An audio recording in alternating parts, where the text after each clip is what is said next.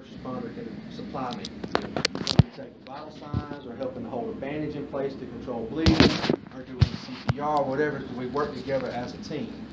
And then our other partner, say me and James on the truck, and I'm in the back, she can drive in while the first responders can back me helping out.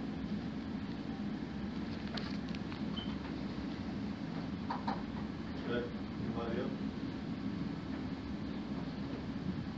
Thank you so much for coming, and we look forward to you adding on that emergency center that you're going to add. Absolutely. Hopefully by the end of the year, for the first of next year, and we'll appreciate from time to time if y'all have the ability to kind of give us at least somewhat of a semi-annual report of how things are going, keep us in the loop. We'll be happy to do so.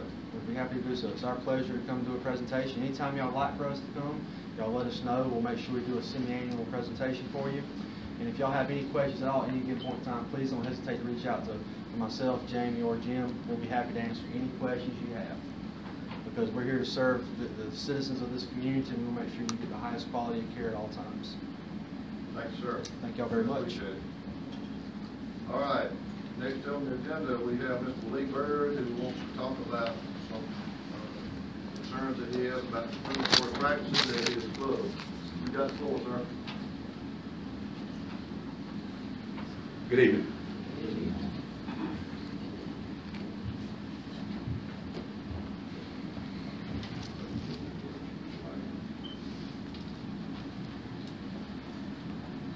All right, the standing board members, I gave you a copy of the calls against my place prior to Chief Heath taking over.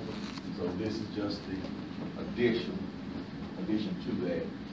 Your name's in there also. You already have it. You don't have the last one. Okay, you have one.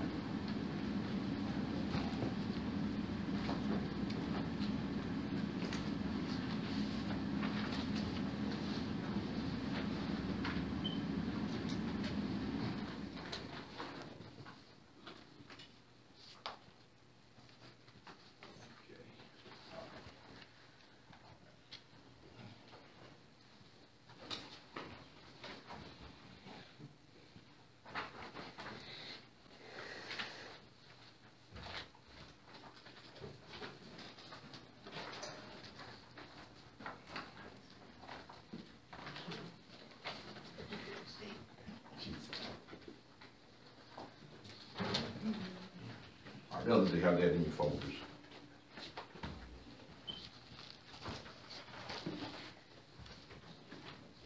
Okay. You have it.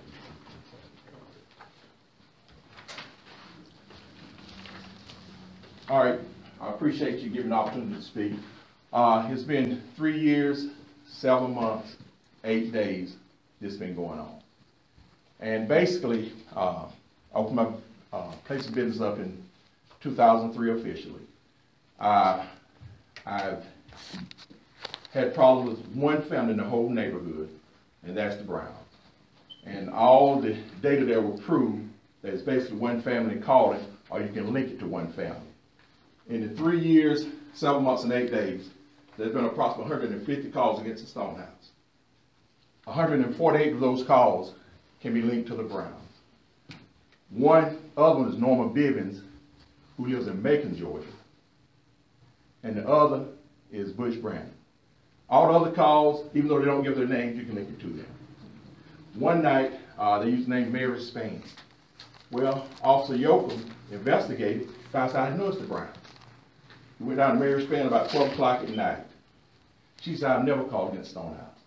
He linked it back to Miss Brown, and she admitted to it, which is misrepresenting someone, and nothing happened to her. Also, that same night, there was a call from the Willows, which is out on 82. Well, I'm pretty certain that was Miss Brown again, even though they didn't put in their notes that was Miss Brown. On last Monday night, I had a hearing here with you. If you pull this sheet right here, it's inside your folder there. With the city judge, and you had the prosecuting attorney. And my understanding of the law that burden of proof lies upon the prosecuting attorney to prove a person guilty. I had all the evidence to prove once, all right, the sheet right here. Yes, this is it. What's highlighted has to do with the Stonehouse. Okay. On the 24th of November, I was given a ticket. All right, the ticket was given by Officer Hall. Basically, he did not witness what he alleged he witnessed. All right, the sheet right here. All right, at approximately 10 o'clock, the DJ, actually 5:15, started playing music. There was a call, which you can see on the sheet here, made at 10 o'clock on that particular night, 2200, from the Browns, saying loud music. About 3 or 4 minutes later, Officer Thurman pulled up at my place of business. I saw him pull up. He pulled up alone. I went inside my place for a few minutes, came back out, and he was still parked in front of my business. And I went out and I said, "How can I help you?" He said, "I got a call about loud music." I said, "Sir, that music's not loud." And I pulled my phone out, I have an app on it for a sound beat on it. And he said, "You don't need that." I said, "Sir, the music's not loud." I says, "Who called this? I don't know." I said, "Well, if you don't mind, I would appreciate if you didn't park in front of my business because you've hurt my business at this point." And the only person out there was Officer Thurman. And he said, "Well, as soon as Officer Hall get here with you a ticket, then I'll leave." I said, "Officer Hall get here with a ticket?" So he called him on a two-way radio. Officer Hall somewhere else. He was nowhere near my place. At approximately 10:35, Officer Hall and Officer Thurman comes into my place. The ticket's written downtown or somewhere else. Inside my place, Officer Hall asked for a driver's license. I handed him to him. I said, "Man, you know this is not right." And he said, "Every time we come out, we're going to give you a ticket." I said, "This is not right." I says, "The music is not loud. And I shouldn't be getting a ticket." So anyway, I gave my identification information, my driver's license and all. And I said, "You got a problem with big black men, I think." And he says, "What?" I said, "You got a problem with big black men." And he said, "I'm not scared of you. I'm not scared of you. Run up the hall. I'm not scared of you," or whatever. I said, "You just answered my question right there." Now, I did say that to him. But if you look at this sheet there on his ticket, yours is white. His ticket said he was out there at 10:16. He was never out there at 10:16. Never.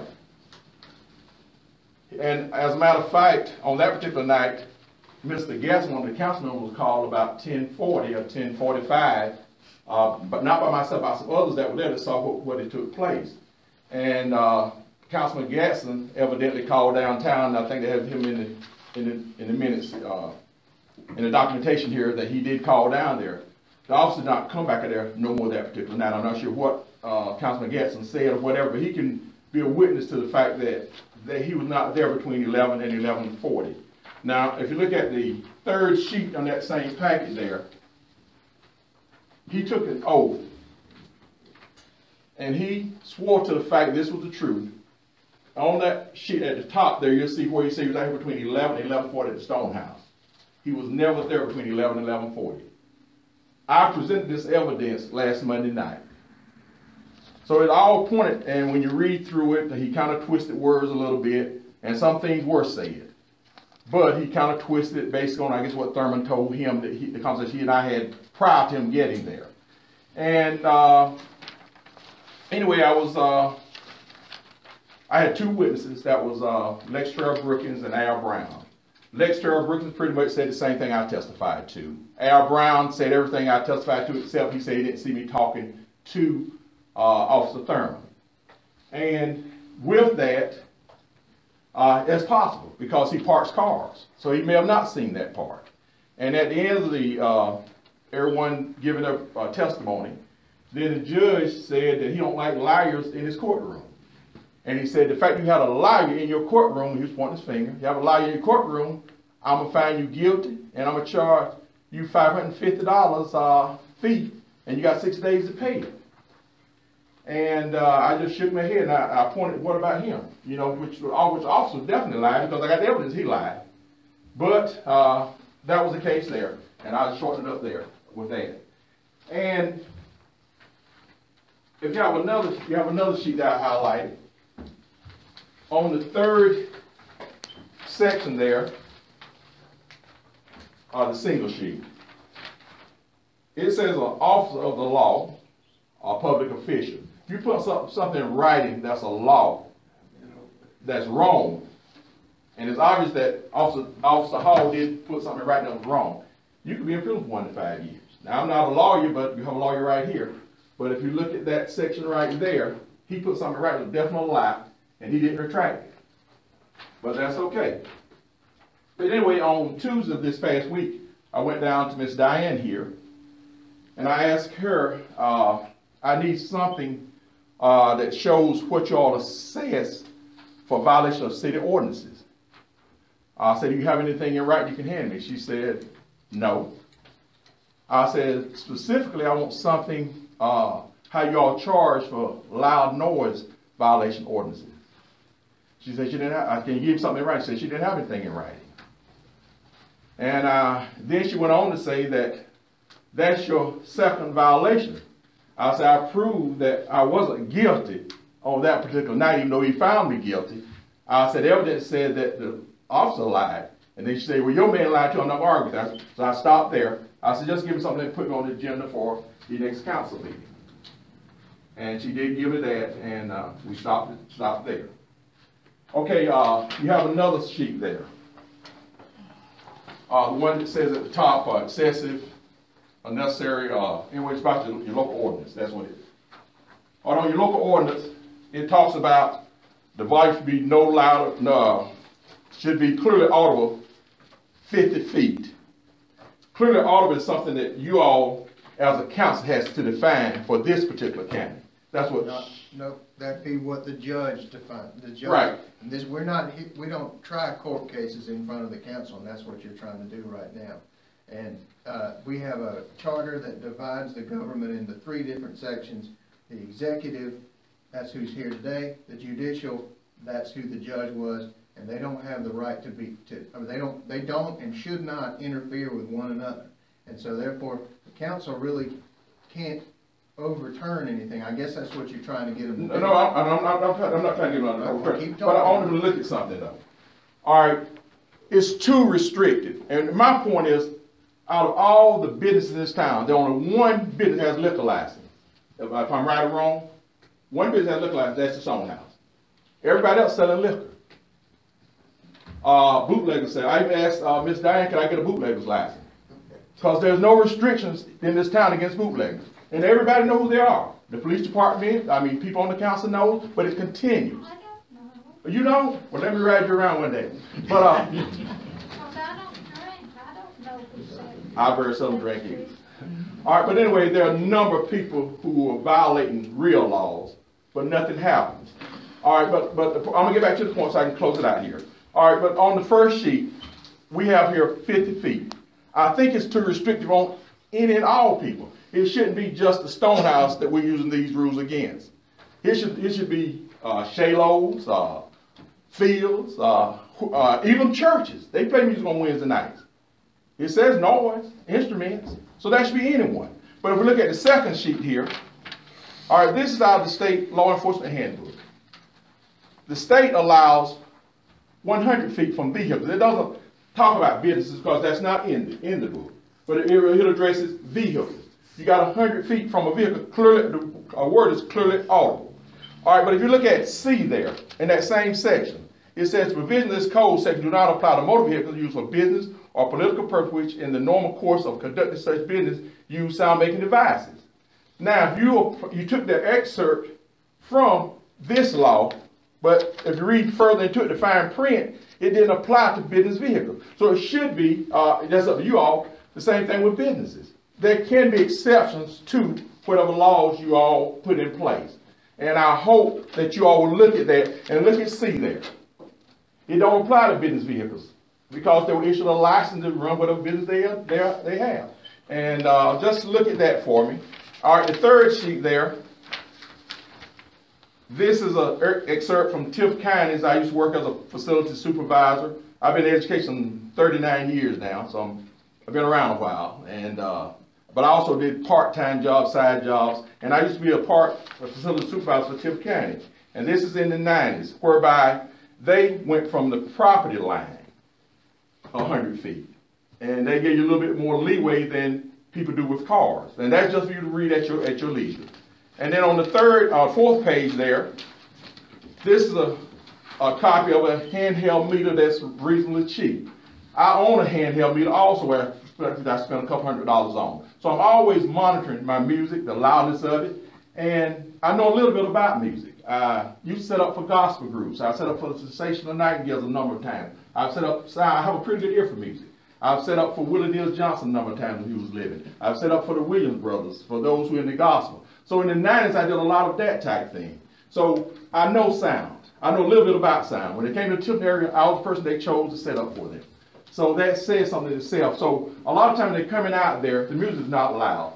And I have a tape back there in the back, and several of you have heard it before. And if you got a minute, you can listen to it now, you can listen to it later. But it shows that because the officer saying the music is loud, a lot of times you can't even hear the music outside. You barely can hear it. And if you want to hear the tape, it takes about a minute and a half. I think we've all heard of that. Not everyone. Several of you have. But what I'm saying, you barely can hear the music. I mean, you can listen to it. If you can adopt, that's fine. But the mayor's listening to it. A couple of other councilors listen to it. But I would also like for the chief to listen to it. But you barely can hear the music. And they always come out in I would say 7 seconds time in an aggressive manner. And they expect me not to say anything back to them. And that's what that tape will show you. If you have a minute to listen to it. That'll wind it up. That will wind it up. Okay. And then it's up to you all to look at it, and hopefully you make a good decision.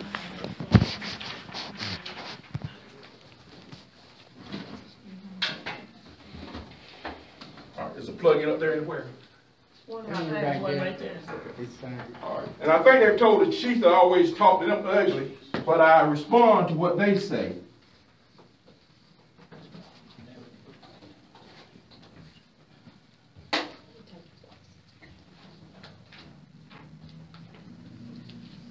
I think it lasts a minute or so.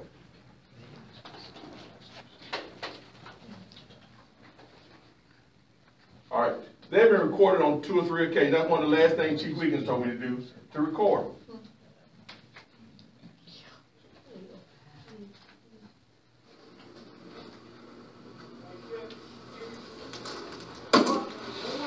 They said next time we get called the second time, we got to shut it down. That's the first chief said.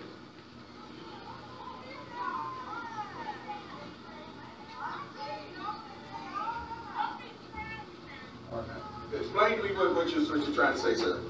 Cut your music down. This is your warning right here the first one. Second time, we got to shut the party down. All right. But you're telling me that rather give me a citation for music. I'm just telling you what I was told to do. All right, but legally, you can give me We're not interested. No. What? They told me. All right, this And came. him. They told me and him, and this is clear cut, simple. I'm not trying to get understand what you're saying. If we come back out here, Music down. everybody got to leave. All right, my music is loud now. We can hear it when we drive up. You're gonna hear the music. Yeah. Sir, I ain't not going. We discuss this every time we come out We're here. not arguing that. Look, second time we come out here, that's it. But I mean, so you ain't got the one person commenting here. Well, we ain't got that. You know who it is. And look, I'm not gonna argue with you. I'm not arguing. I'm just saying. I'm just saying. We debate every weekend. No. That weekend we played music. They didn't call because we had nobody here. But look, you discuss it all the time. Like you said, you think you're smart enough. No, I don't think I'm smart. I'm just saying. Music is not loud. When we come here, The car. Well, you call the mayor. They call the mayor. I'm not going to call the man. Go ahead and call it. Well, what was that? Call the mayor. I know what the mayor told me. We're gonna pull up. We're gonna bring state patrol and sheriff out there, and the ones in there go to jail too. All right then. Yeah. Okay. Now they told the new chief, and I know he's new to the job and all, that I'm the one that's ugly. I would say 70% of the time, this is the type of situation they come out there. Now, we're standing up on the little shed in front of my place. That's 18 feet from the building. Did you hear any music? And I could hear it because I'm listening for it. But if you're not listening for it, you can't hear it. And I would say, venture to say that a lot of times inside the Brown's house, they're not hearing it. They're on their porch drinking or smoking dope, and that's when they hear it. And I'm going to stop there. Thank you. Anybody have a question? Oh, any questions? Okay, all right. Anybody have any questions, Mr. Bird, while he's here? I've heard that. I just want to ask the chief, we were supposed to get a hand meter. So, do we have that yet? No, ma'am, we never discussed about getting an actual hand reader as far as volume. We talked about it and looked into it, but we never discussed about actually getting one. So they don't use it when they go, I mean? No, since but they we don't discussed have it with the nothing to attorney, use. maybe.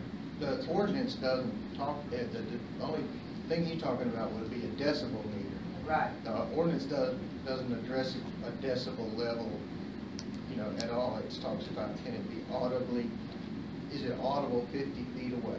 So if somebody comes in here and testifies in court that is audible 50 feet away, then, chances are, unless somebody can prove that that's not the case, then there's a good chance that he's going to get convicted. Or, if an officer can go over there and somebody can say that I heard this 50 feet away, then he's authorized to write a citation for it if he so chooses.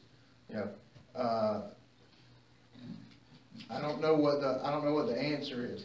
Change the ordinance, I guess. I mean, but the ordinance says if it's audible 50 feet away. Now, I mean, whether it is or it isn't, should be made. The determination to be made by the judge. So we've got an ordinance that says it's 50 feet is the limit, and we don't decide stuff like that in city council meetings. That's for court, and he has a right to appeal that and everything.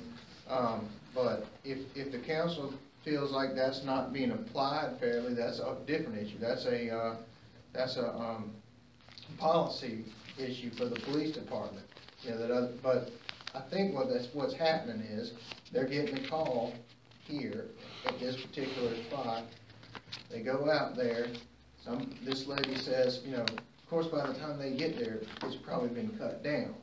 But when How do they know that? You think if they're gonna call up here, do you think they're gonna call over there and tell them, well, I called the police and they're coming down here, and then they're gonna go turn the music down? No, but when How do they know somebody that? pulls up, they probably cut it down. Sometimes when we get calls, sometimes the music is up, sometimes the music is not up. It's both calls.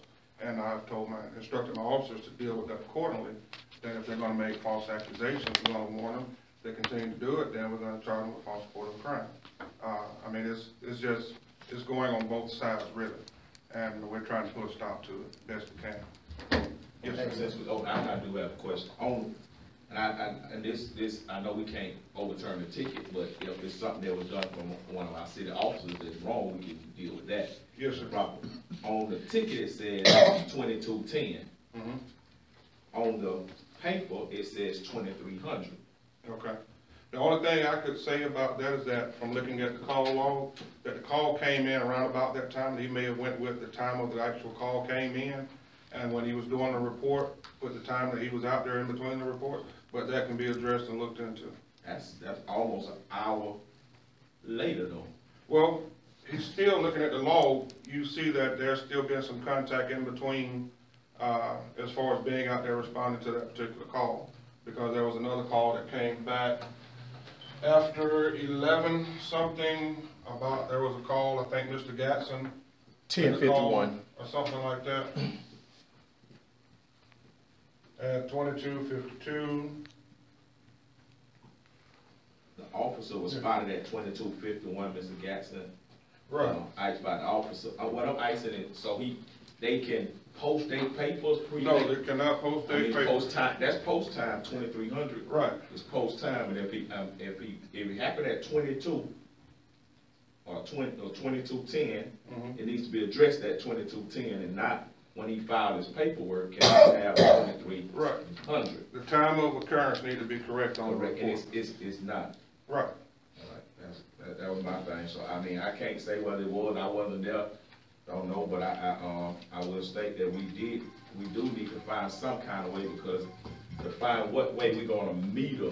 We can't go by sight, we're gonna have to find some way to meter this music, to eliminate this. We can't move forward, we're gonna have to deal with this. To be honest with you, when you start talking about doing a meter, you open up a whole can of worms. Just to be honest with That you. would require an ordinance change, so that, That's probably too much, we gotta discover something. I agree. We're gonna have to discover something that's gonna alleviate it. Yeah, something has, It's not the first time this bird has been forward with the same problem. Probably. And one part of the other comes to the council meeting, and you know, they've been here before, and we've told them, you know, you can't call for just every time every time you hear music. I mean, it's got to be clearly audible from 50 feet away, and my understanding is there's parts of their house that aren't even 50 feet from it. So, you know, there's places, I remember the lady was in here one time complaining that she could hear it in her bedroom. Turned out, you know, we said, didn't think the bedroom was even that far, you know, from the place. And so, I mean, it's a bad situation, I know. I mean, and I don't know what the answer is, but I mean, you know, the ordinance is what it is, and if somebody can confirm that it was audible more than 50 feet away, then they can write the ticket, and if they can't, then they should. And that's, you know, that's that. May I ask a question, please? Yes, ma'am. When your officers are riding around, they don't hear the noise anyplace else? Or somebody got to call them before they go and respond to loud music? Normally what's happening, if it's not disturbing the peace and tranquility of the actual neighborhood that they're riding around in and there's no complaints, they try to leave people alone as long as they're not causing a disturbance. If we get a call, then we respond to it.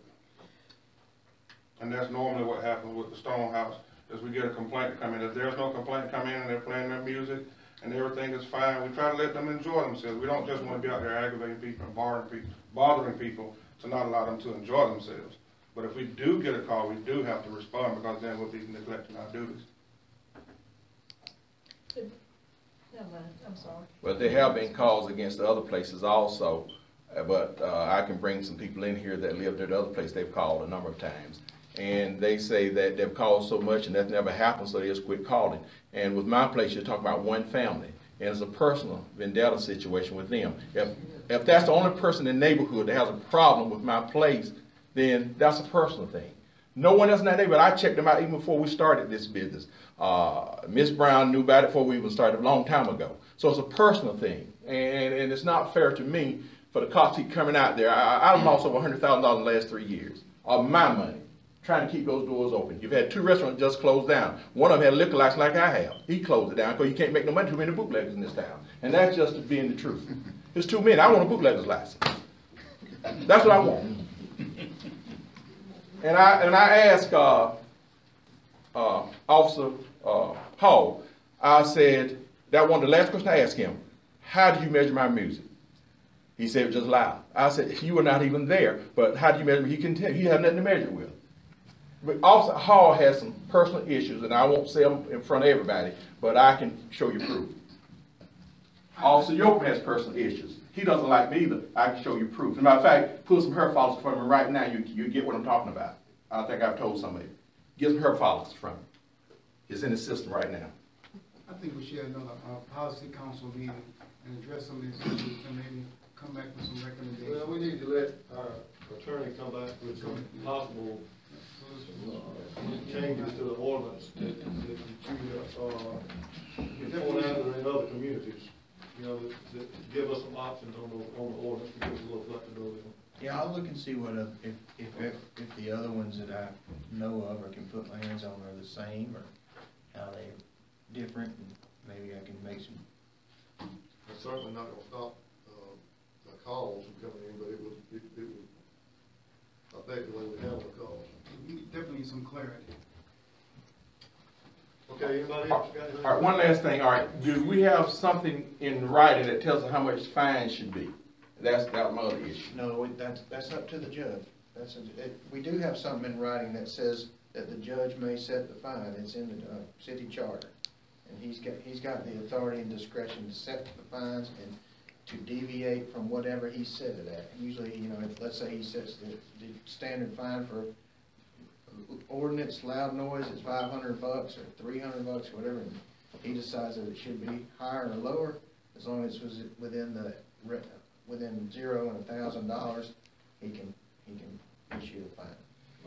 And I guess that could be discriminatory to me now personally, because I had two people that came here and pled guilty to disorderly conduct, fighting, arguing, or whatever, and they got charged $250 apiece. And I didn't fight nobody. I don't even play the music. And I mean, the music inside, I'm outside at 7% of the time trying to make sure my music's not too loud. And I can't tell them to turn it down. So, but some songs gonna have more bass, gonna be a little louder than others. But I try to do what's right. But I had two people arguing and fighting.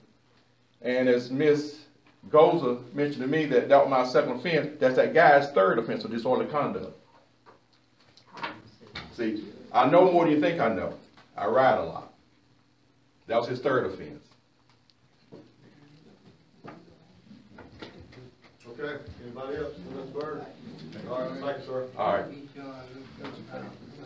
Okay, next on the agenda, Mr. Willie Downey wanted to talk to us about, he is appearing to us with some of these vacant houses and abandoned houses, and he wants to give us an update. Mr. Mayor, City Council members, we started this back last year in about August. Well, we started with 102 houses, only one dropped off. Okay, and I've been turning in 5 houses a week to Miss Diane, and as of October, she said they'd hold off until they get the ones cleaned up we got.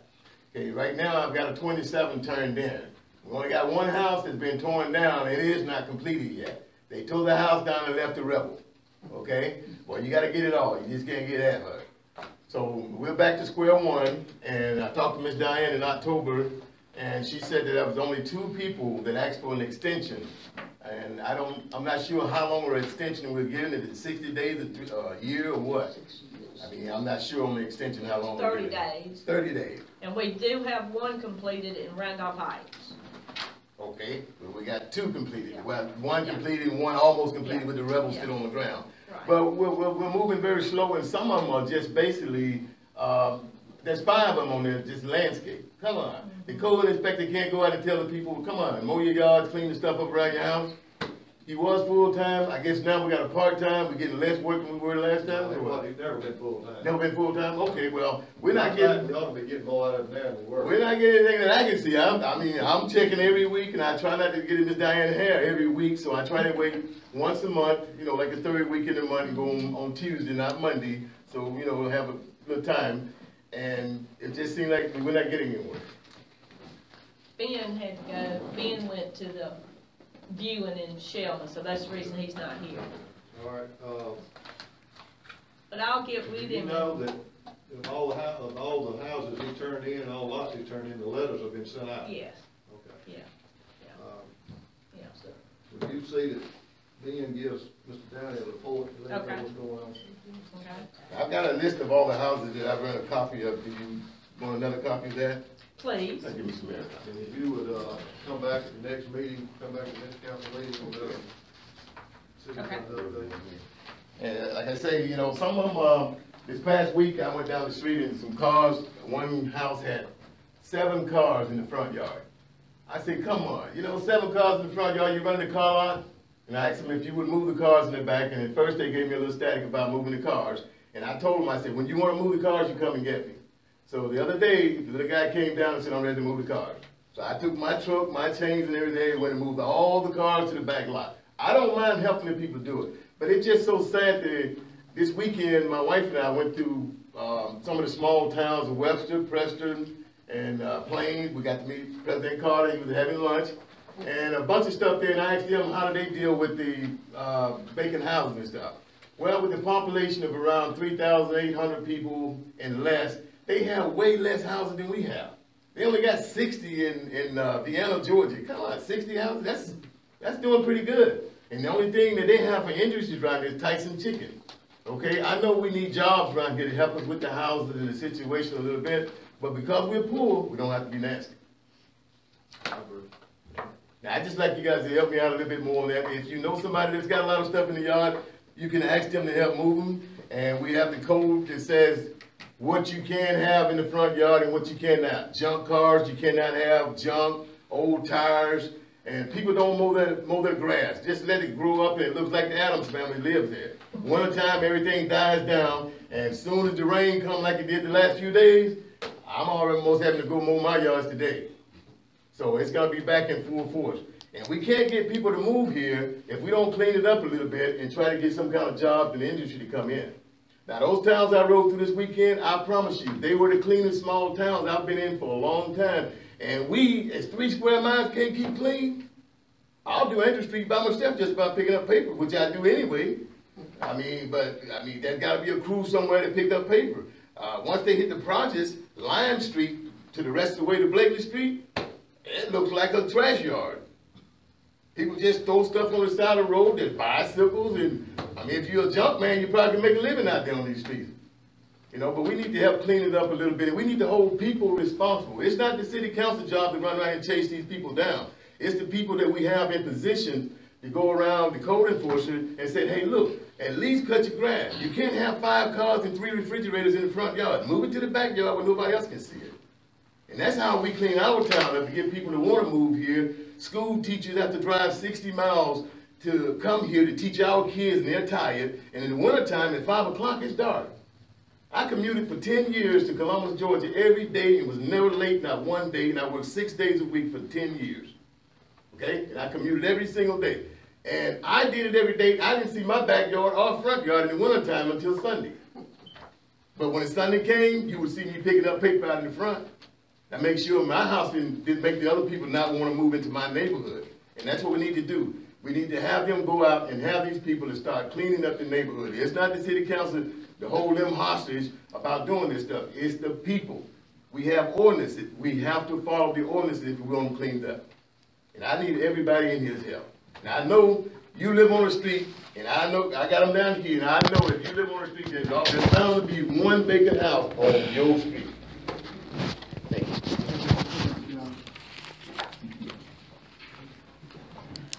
Okay. Next on the agenda are the minutes from the January 8th and January 29th meeting. I'll give you a second to look at those minutes. See if there needs to be any changes to those minutes.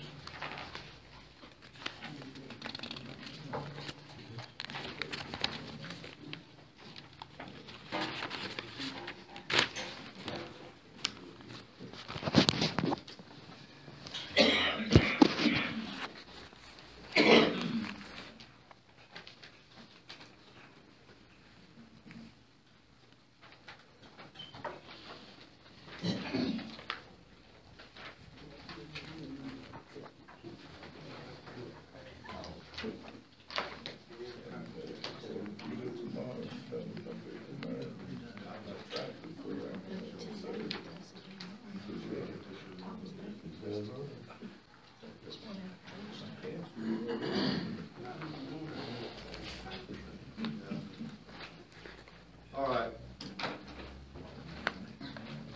Got these minutes for the last 2 meetings. Are there any deletions or additions of any kind to either sets of minutes?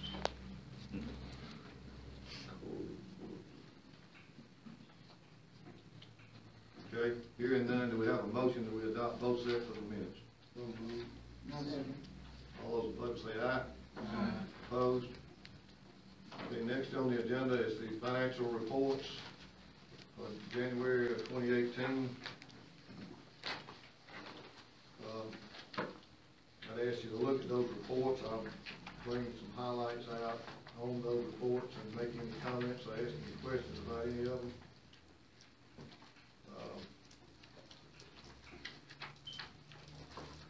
I think she's got a note, maybe she does it, when we moved City Hall from here to over the old Georgia Power Building, she went ahead and ran payroll in January in case in the move that she had some type of problem with the computer. So we ran 3 payrolls that were posted in January. One of them should have been posted in February normally, but she deliberately did that so in case we had a problem. So you got 3 payrolls posted in January. It will work itself out when we get to our next council meeting in February. It will be one less than it normally should be. So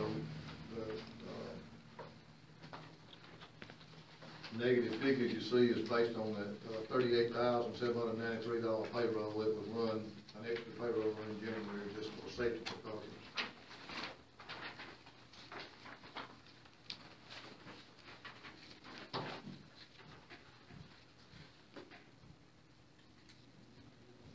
SPOS account, we used the $90,031 to buy the Georgia Power building. It left a balance of $33,930. We received our final check on SPOS for 2017 of $10,770.76, which leaves us a balance of $44,700.76 in the SPOS account. Now, from here forward, the county will get all the SPOS money. However, I reached an agreement with the county back about a year ago that we will receive $6,666.66 a month. So roughly about $80,000 a year to take the place of about 3/4 of the SPOS money that we would normally receive.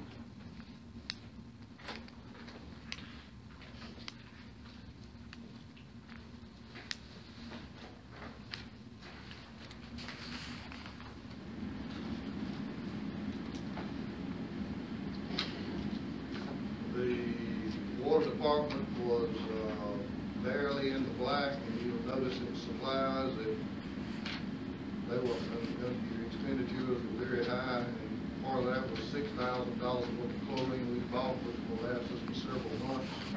So even though it was all posted in January, people couldn't see the supply for several months.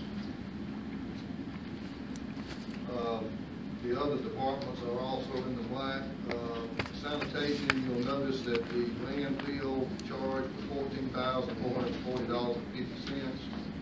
Part of that was landfill charge in the county. The other part was the shipping fee that we do twice a year for our limbs that we take to Shelton, $5,000. So that's why you see a $14,000 cost in landfill cost. That was the agreement we had to hammer out to satisfy the EPD, because we're not allowed to put the limbs in our incurred landfill. So all in all, the revenue generating departments, with the exception of water, which because of that chlorine purchase, were all in black and doing okay. Cash wise, if you take all the accounts we got and put them together, compared to February of 2017, we're within $16,000 within where we were this time last year. So the budget's going to continue to be tight, but we are living within our means. We're not just almost like we were this time last year.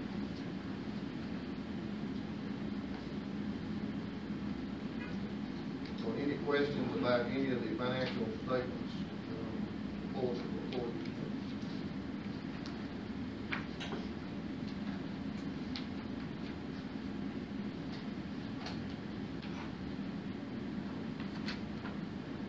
Okay, hearing none, do we have a motion to adopt the financial report? So moved. A second. Roll call, please, ma'am. Alderman Jones. Alderman Howard. Alderman Mock. Alderman Johnson. Alderman Helm.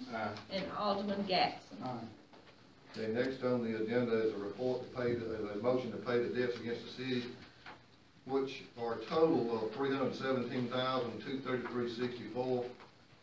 Note that $100,000 of that was just a transfer from the general fund to the gas savings.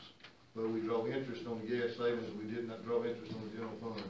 So you take that $100,000 off, even though that is listed as a debt against the city, it's paying ourselves. So the actuality of the debts against the city is $217,233.64.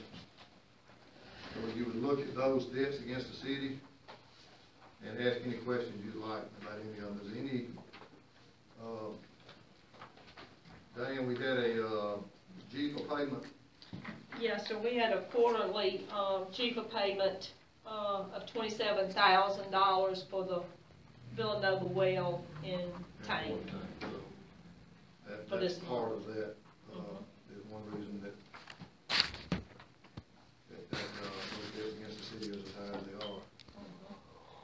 And then, at the very bottom of the first page, Perry and Walters, a lot of that was the legal fees for the, Georgia Power building. Title search and doing Mhm. But other than that, Mr. Mayor and Council, everything else is normal. Georgia Power was, Supply me. a little bit, so was We're the helping hold a works. bandage in place to control bleeding, or doing CPR, whatever, so we work together as a team. And then our other partner, say me and James on the truck, and I'm in the back, she can drive in. Anyone first responders to the Anybody back have of any me. questions about any of those bids against the city? Okay, anybody else? Thank you so much for coming, and we look forward to you adding on that emergency center that you're gonna add. Absolutely. Hopefully by the end of the year. All right, motion to pay the debts from Mississippi. We'd appreciate from time to time if y'all have the ability to kind of give us a. Alderman Jones, Alderman Howard, report, I think. Alderman Mock, We'd be happy to Alderman do so. Johnson, We'd be happy to do so. It's our Alderman pleasure to Hale, come do a presentation. and Anytime y'all Alderman like for us to come, y'all let us know. We'll make sure we do a semi-annual presentation for you. If y'all have any questions at all, any given point in time, please don't hesitate to reach out to myself, Jamie, or Jared. We'll be happy to answer any questions you have. Because we're here to serve the citizens of this community, and we make sure we get the highest quality here at all times. Thank y'all very much. All right, next on the agenda, we have Mr. Lee Bird, who wants to talk about concerns that he has about the practice at his club. You got the floor, sir. Good evening. You should have received it by now. Johnny, Sir. Yes, sir, Public Work has it. Yes, it came in Friday All by, right, the standing Fed. board members, I gave you a copy of the calls against the place prior to he's taking over.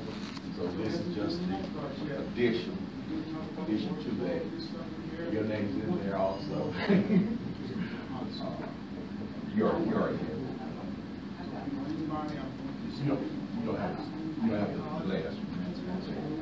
You have one. So we have some Bible candidates already? No, we got two. I spoke to them. One says, I spoke to him the other day. Well, he's in the army right now. He'll be here. And I said, well, we're going to do it. Let's get the application filled out. I'm getting the ad together to go ahead and, put it in our paper, to advertise for the lifeguards and a certified pool operator. So we can, at least try. You all know anybody, please, it'd be a great opportunity for us. Also, we also talked about, also we started. I'd love to have that in your folder. There, we also talked about, Councilman Ham talked about this, dragging the existing field that's in the Big Park right now.